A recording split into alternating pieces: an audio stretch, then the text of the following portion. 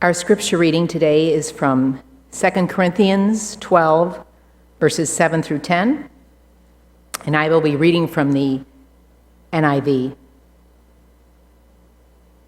To keep me from being conceited because of these surprisingly great revelations, there was given to me a thorn in my flesh, a messenger of Satan to torment me.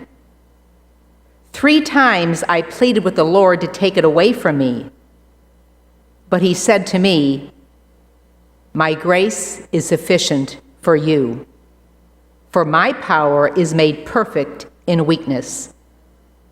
Therefore I will boast all the more gladly about my weaknesses, so that Christ's power may rest on me.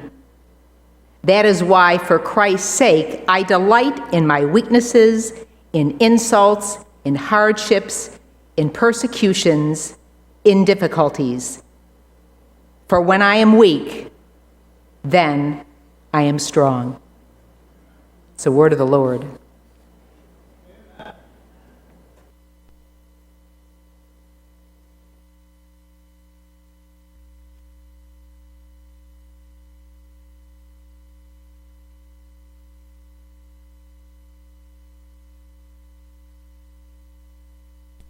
I had thorn in my side. Satan put one in my side. And maybe for 20 times I asked the Lord to remove it. You see, I'm 11 of 12 children. And I stand here now as just myself and 2 others. And I've never, to this day, I haven't had a chance to get used to death. Because every time I look around, someone was dying. That was a thorn in my side. Then I considered the Apostle Paul. Paul was a tyrant, a demon, persecuted all the people of the church if they did wrong, and he felt like he was doing right. He thought he was upholding the church, and he was having people stoned, crucified, and destroyed totally. So in my sinful life, I kind of understand that. And then on his conversion on the way to Damascus, he was changed. Same thing happened to me. I was changed. I went in the Marine Corps and did a lot of damage. Came out of the Marine Corps, and I was one of the first U.S. Marshals to fly in the air to stop terrorist groups from attacking our country. Same thing all over again. You see death again. Thorn still in my side. So this time I decided I would pray it away. I would ask God to remove it. He said, no, my grace is sufficient. For as long as you feel the thorn in your side, you'll know I'm close to you. And it took me a while to understand that, but here, this is my first sermon, and the Lord gave me the opportunity to do it in front of my church family. Nothing can be greater than that. And I thank each and every one of you. And I do feel like I'm talking to my family.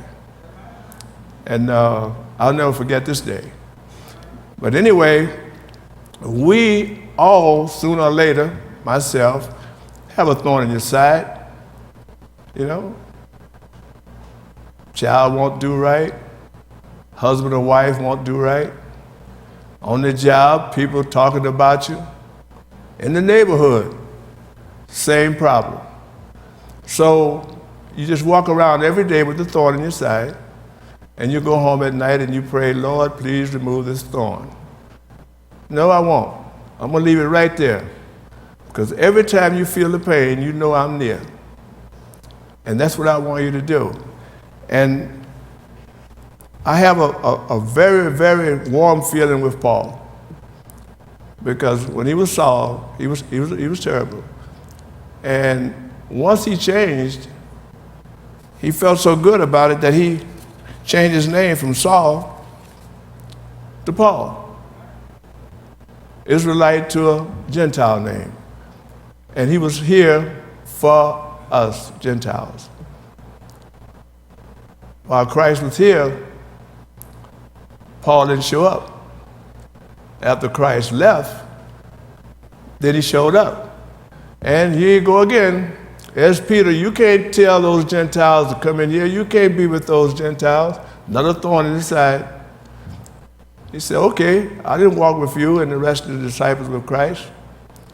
He said, but I've already talked to him on the road to Damascus. And he was fully qualified from that point on to be a Gentile be an apostle for the Gentiles. So I'm going to read 2 Corinthians 12th chapter, 7 through 10. To keep me from becoming conceited because of the surpassing great revelation, this was given me a thorn in my flesh. A messenger of Satan tormented me. 3 times I pleaded to the Lord to take it away from me, but he said, my grace is sufficient for you. I guess oftentimes when you get at that point, you don't think the Lord hear you. You don't think he's going to remove it. But like he say, in your weakness, you're strong. And all of us sooner or later realize this. In our weakness, that's when we are strong. When things are going well for you, you don't have no reason to test your strength. Everything is going good. The only time you'll have to test your strength is when things are going bad. Then you'll understand how strong you are. So in your weakness, you are strong.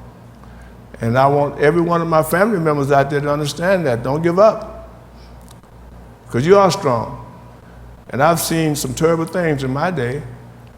And here I stand today in front of my church family, feeling very relaxed, very comfortable.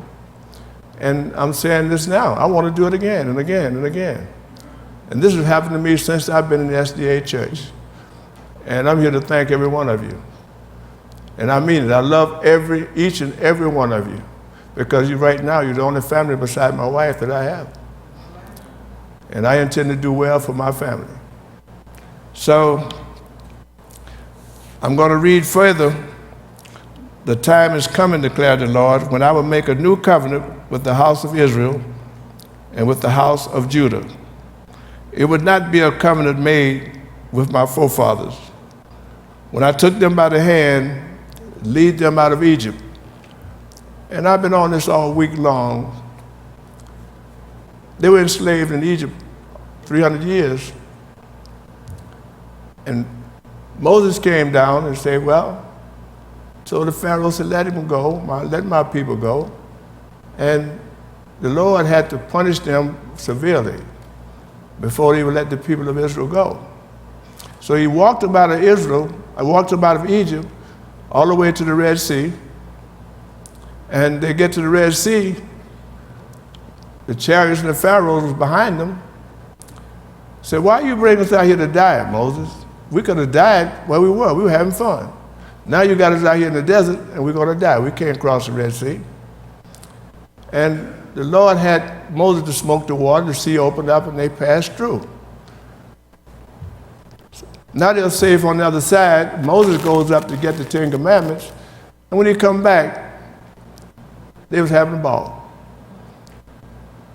Took the gold that they had and built a golden calf and committed every sin that they could possibly commit when he came back. And that's why God say, you failed me in this covenant, and I'm going to make a new covenant with you. I'm going to send my son, and his blood going to be your next covenant. And you can't do anything to earn. It's his grace that he gives you. You can't do anything to earn grace. It's a free gift that I'm going to give to you. All I ask you to do is believe. And I had a problem with that. I want to do something myself for my grace.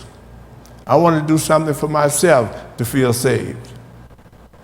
So I go about my life doing the right things that I thought, but it wasn't enough. It can never be enough. You can never earn it. It's free. As I was told by one of my family members, it's free. You can't earn it. It is yours to take.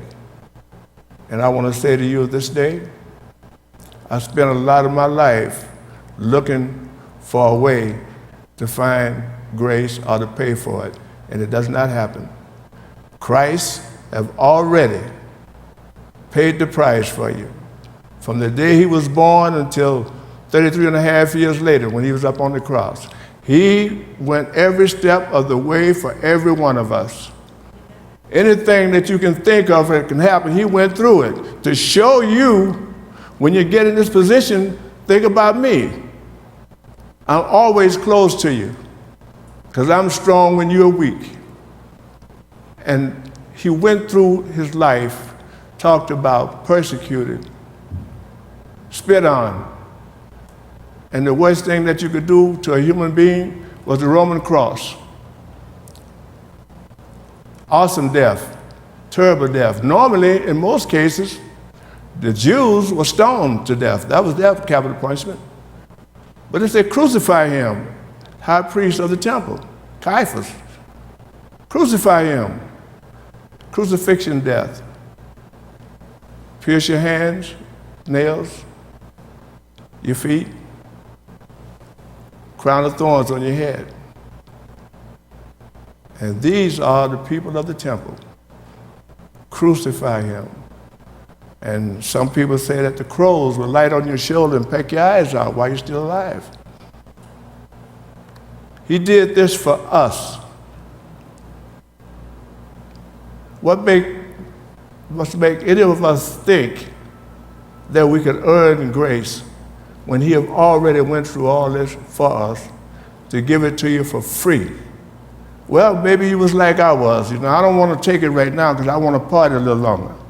I want to go to London, Paris, and Rome a little bit, Hawaii. I want to go to the different bars and places. So I don't want your grace right now. I'll let you know when I want it. It's not like that, church.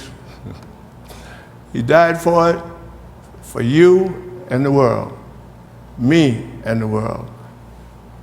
Take it for free and love him for it. And if any of you have a thorn in your side, trust him. I'm here to tell you, you can trust him. He will never let you down. And you'll be glad that you did. And you'll find peace and happiness for the rest of your life. This sermon is short, but I hope in my next one, I won't be as nervous as I am this time. So thank you, Tony. Thank you. Thank every one of you. And God bless everybody and happy Sabbath.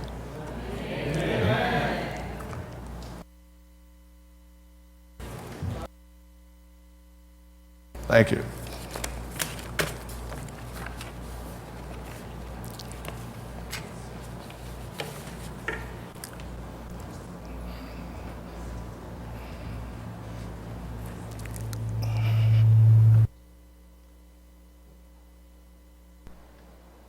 Can we all stand for our closing hymn, number 337, Redeemed, 337.